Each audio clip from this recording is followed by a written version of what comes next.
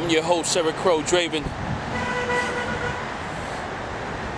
It's official. Welcome to the Cipher.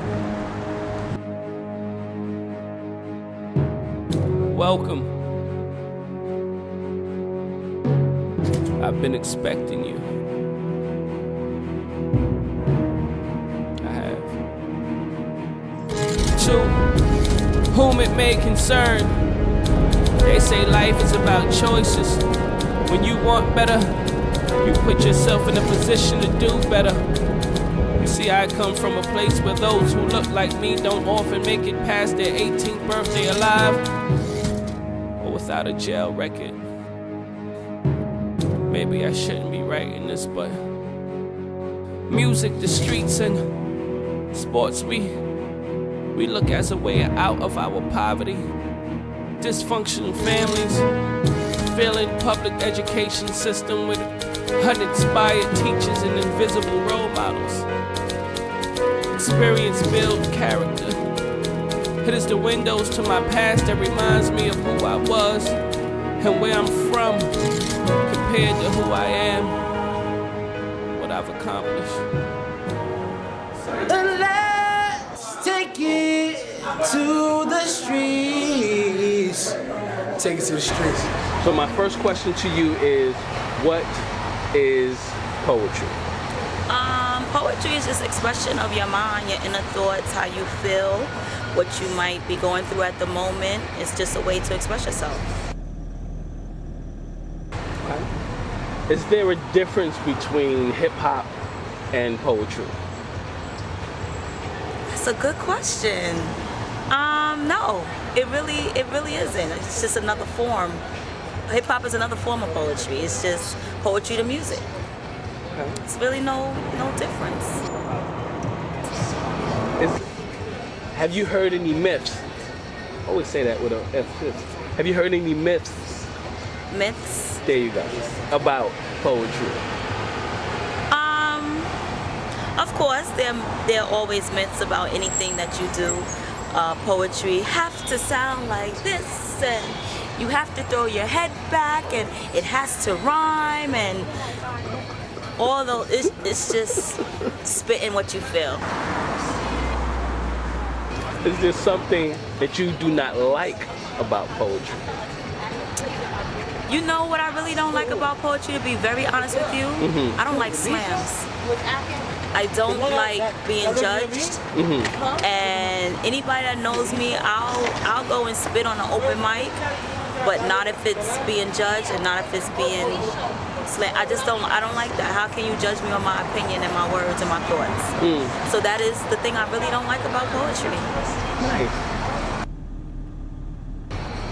If you had an opportunity to speak to the next generation coming up, what would you say to them? Pull up your pants. Sorry, I'm a teacher. What I would say, no, seriously, that is part of what I would say to the next generation. No doubt. But to my ladies, to my young ladies, I would say to carry yourself in such a way that you reap what you sow and you get what you respect. You have to respect yourself in order to get respect. And to my gentlemen, I would say, make sure you always treat somebody how you would want your mom to be treated, and you'll go far. Education is the key. Read books, stay up on it, and just understand that you can do you, and there's nothing new under the sun, but there's always a new twist to it. My mother wore bell bottoms, we wore flares. There was a new twist to it, but it was still us and our generation. We had Atari, you have PSP. It's a new twist to it. So just do you and pull up your pants.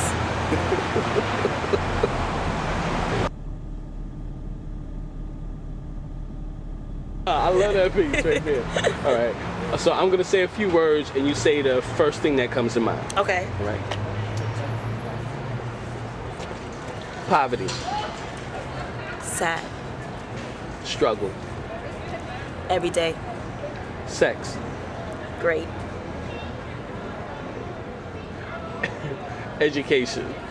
Lacking. Survivor. Of the fittest. Fathers. Missing mine. Mothers. You only get one. Youth. Pull up your pants. You. Unique. Beautiful. That wasn't a word, that was my reaction. Oh, I was like, beautiful. Me. Thank you so much for your time. My pleasure, my pleasure. See, that was...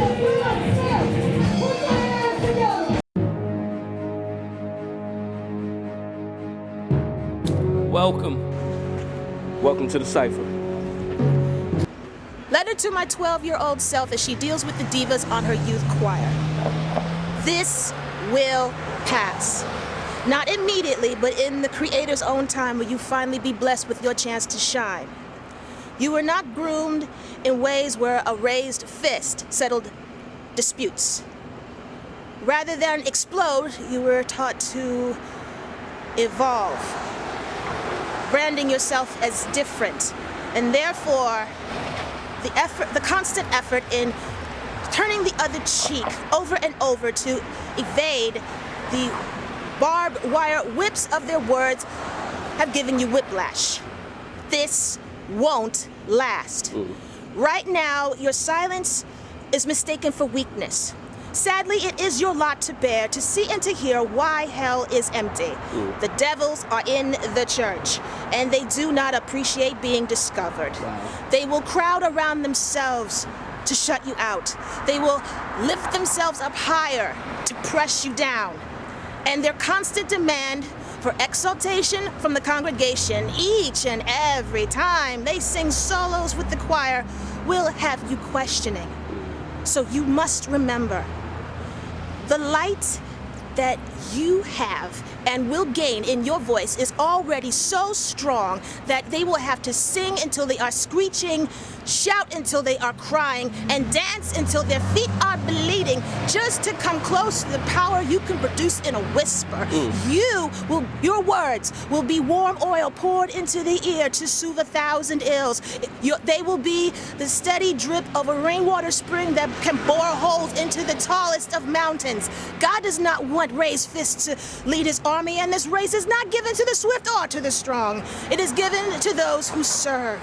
Stick to his plan, make their stand, and don't swerve, and someday you'll see those same divas who forget to do unto others will one day have their masks torn asunder.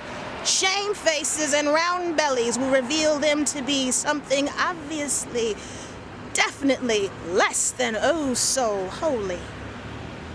Don't look for apology. They won't give it.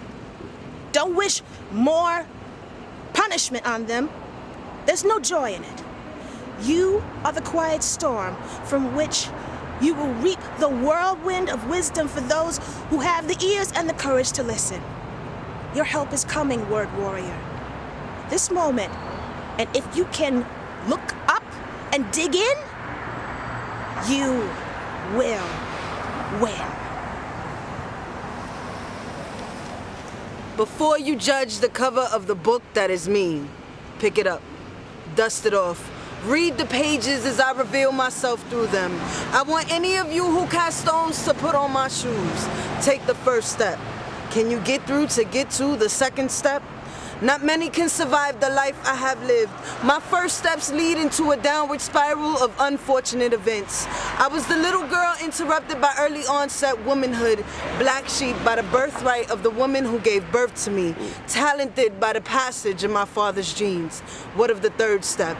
In those shoes of mine you wear, can you manage? I don't think you can handle the next set of damages. Deprived of my father, pushed into the conformity of a stepfather, left in the predatory misuse of my childhood, combined by the mishandling of my 6-year-old body.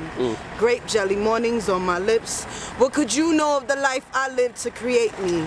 Take the next step. In those shoes, it's not even a quarter of a mile and your feet ache, don't they? Your shoulders weigh too. I can tell by the change in your posture, your walk slouches as you step. Step into the following pages, tread lightly. Survival is key.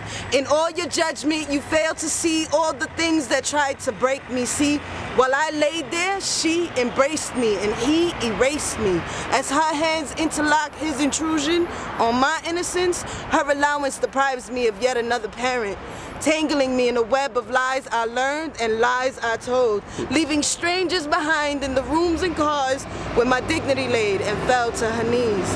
To rise out of the many rooms where wombs filled with father figure seeds were flushed.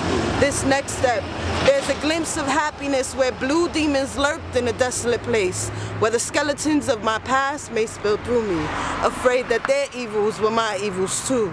So I let go of the most beautiful thing that could ever happen to me. Out of fear of destroying all the goodness he possessed, I deprived me of a beautiful son in order to secure his happiness, sealing it with a life opposite of my own. Flames like the memories of our past, our history, our scars, our reminders that were meant to last, our past hours reincarnated back to haunt. Flames like our struggles, our lessons, our shepherds that we shall not want. Before iPods, we had MP3s. Before MP3s, we had CDs. Before CDs, we listened to cassette tapes. And before we used rotating blinds, we walked through beady drapes. You remember those days? Flames like the memories of our past, our history, our scars, our reminders that were meant to last, our past hours reincarnated back to haunt. Flames like our struggles, our lessons, our shepherds that we shall not want. Before Nintendo DS, there was SP. Before SP, we played Game Boy Advance. Before I realized what they were doing, I knew that Sega didn't stand a chance. Before Dave Chappelle, there was Eddie Murphy. Before Eddie Murphy, we laughed at Richard Pryor. Before we even had a chance to speak, we were all labeled liars. Before I could work, before I had a job, I was presented with money, and before we broke out the Robitussin, we mixed up what? Lemon and honey. Remember those days? Flames like the memories of our past, our history, our scars, our reminders that were meant to last, our past hours reincarnated back to haunt. Flames like our struggles, our lessons, our shepherds that we shall not want. Flames like seconds, like minutes, like hours, like mystery. They ask me where I come from, I tell them that my past is history. Flames like the memories of our past, like Big, like Pac, like the music that was meant to last, like the Ozzy Brothers, like A-Tracks or A-Tracks or whatever the track is called, because I wasn't born yet. Flames like us, like me, like them, like me, like us, like flames, like flames, like flames, like the memories of our past, like tomorrow, like next week, like the memories that will become the past, like knowledge, like books, the prophet. Second chance at a first impression. Let me ask you, do you know who Easy Rollins is? Generations of Flames, Family Matters, Married with Children, Harlem Nights, Coming to America, Tracy Chapman, The Bluest Eye, The Color Purple. Flames like the memories of our past, flames like our history, our scars, our reminders that were meant to last. Flames like our past hours reincarnated back to haunt. Flames like our struggles, our lessons, our shepherds that we shall not want. Before all of that, it was us. Before cell phones, before beepers, before I placed my feet in name brand sneakers, it was us. So you know what I wrote? Like I was a member of that group, but I spoke. When I spoke, I was there leading. With my right hand, I fed them knowledge. That's why they call me the mind feeder. You see, we move like our hands that move like us. Before the lies, before being deceived, there was once a thing called trust. You know what I wrote? Like I was a member of that group, but I spoke. When I spoke, I was there leading with my right hand. That's W-R-I-T-E hand. I fed them knowledge. That's why they call me the mind feeder. Before hopes and dreams, there was ambition. So you know what I wrote? With the fires that sparked my dreams. I wrote with the fires of my befores and afters. I wrote for my pain and my memories of laughter. Before and after, like cause and effect, like consequence and repercussion, like choosing a path. Now how many daggers are at my neck? So you know what I wrote? Like us, but I spoke like them, and only my befores and afters knew me. I said I wrote like us, but I spoke like them, and only my befores and afters knew me. You see, I wrote the fires that beats my heart. I wrote for the people who were there from the start. I wrote, and I'm still writing because I'm still a member of that group, but I never forgot, because after my struggle, I was presented with glory, and after I picked up a pen, I wrote my story. Before cell phones, before beepers, before I placed my feet in name brand sneakers, there was and there will always be us. My befores and my afters.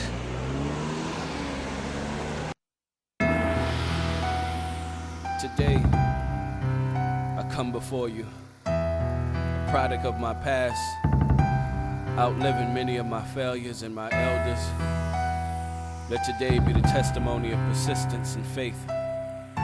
Let today prepare me for tomorrow, in hopes I will see you. So you can go ahead and just handle it. Come so far, so far. All right, okay. Cooking Down Productions. What is the most expensive thing you've ever given away for free? A pair of hard to get Adidas I gave to a homeless man.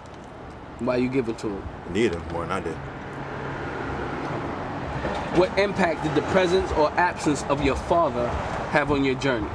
I'm a daddy's boy, 110%. My mother, when I would call her house and there's a lot, she would say hi, hand him the phone. I wouldn't be an artist without him. I wouldn't be here without him, obviously.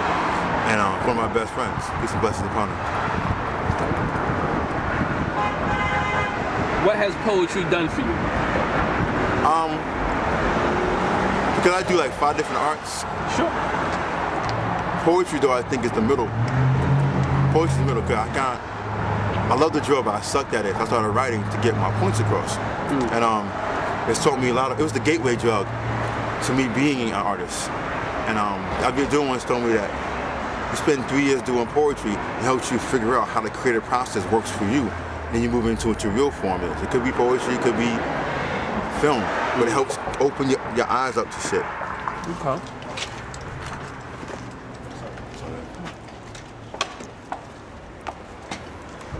All right. If you can delete someone from your journey, who would it be, why, and who would you replace them with? There's too many people, we're not gonna go there. There's too many people who actually deserve to be deleted.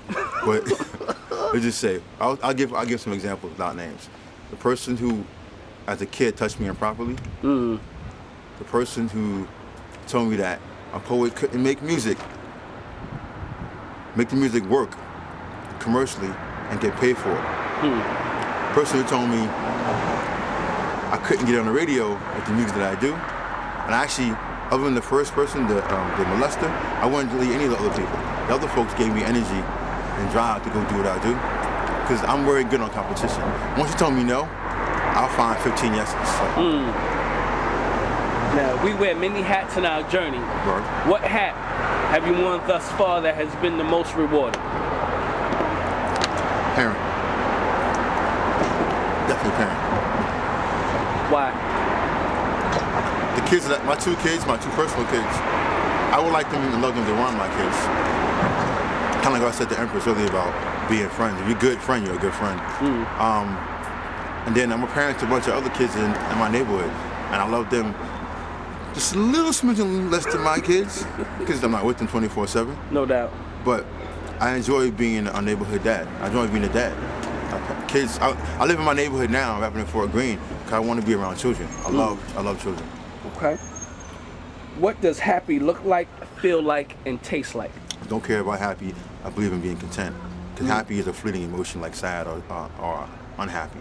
But content and being at peace allows you to deal with your happiness, deal with your sadness, deal with your loss, and deal with your gains properly. Okay. If today was your last day, how would you like to be remembered?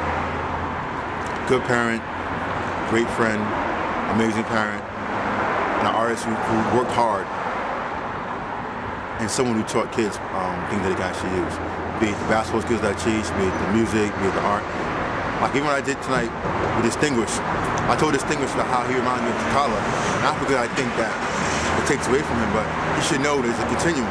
So I'm always trying to give the next generation something that they need.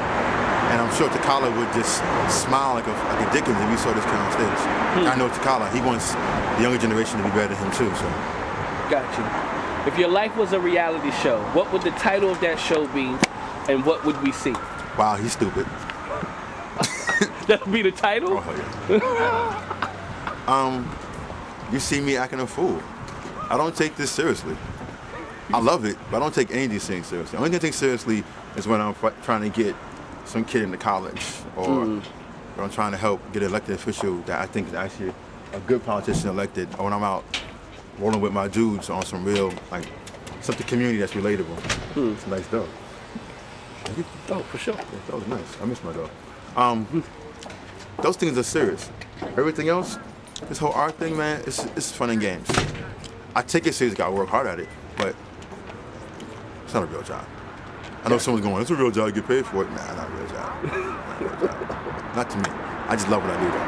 There's nothing wrong with that. Sure. They say that movies give insight to the way we perceive the world and ourselves. With that being said, what is your favorite movie and why? I don't have one. Okay. I think a couple. I love Usual Suspects because I'm definitely on some Kaiser Soze type thing. Okay. I like Finding Nemo. I like the fact that this parent went all out to get his kid back. I think I know I would do that. I've done it.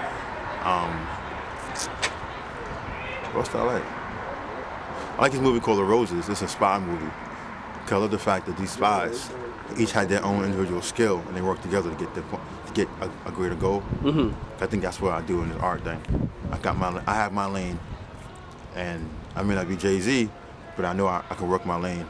I can appreciate the lane of others like yourself, or Distinguished, or Talent, or Mos Def, and not feel encroached upon. No doubt. I love Jurassic Park because I'm a nerd. And the whole science behind that made me happy. No doubt. I like Matrix because I think the world is not the Matrix, but it's damn near close. Though I didn't like the last one, though. Last one was tough to swallow. It was booty. With all that being said and done, I guess the greatest question from me to you is, what is poetry? That's easy. I know what it's not first. It's not what your third grade teacher told you. It's not a chance for you to write your emotions down on paper. No one gives a damn about what you feel. What it is the ability to take language and tell a story, a tale, a thought in a beautiful way that makes someone else feel it. So the part of poetry that sometimes is lost in slams or in spoken word is the ability to use language to get a point across. I don't want you to tell me what it is. I want you to tell me what it feels like, what it smells like, what it does in the morning. I want to know what its being is, not what it actually is. Because by knowing its being, it's kind of like we say, you know someone by looking in their soul. Your soul can be beautiful and your face be scarred up, but who you are is the actual poetry. That's what's in the eyes behind your the eyes, the soul behind who you are. That's what a poem is supposed to do. Be it about rape and incest or about how much you love someone.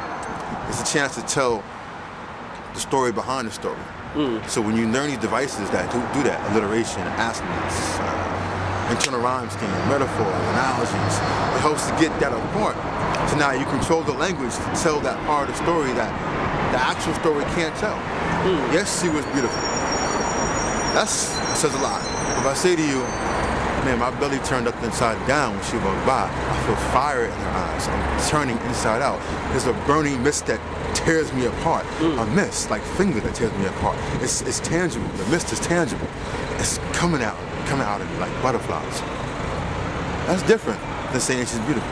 No doubt. I ain't made that up to send it. Totally. Copyright. With that being said, brother, I appreciate your time. It's always a pleasure. My last rights. Peace. My yesterdays has given me hope for today. I see you in the future. My last rights. I'ma do something y'all ain't never heard me do. It's Crow. What else would you expect, baby? In the blink of midnight. In the blink of midnight. Everything can change. In the blink of midnight. Just in that blink. In the blink of midnight. I woke up today. Mind on my money. I got bills to pay. I work too damn hard for it to stay the same.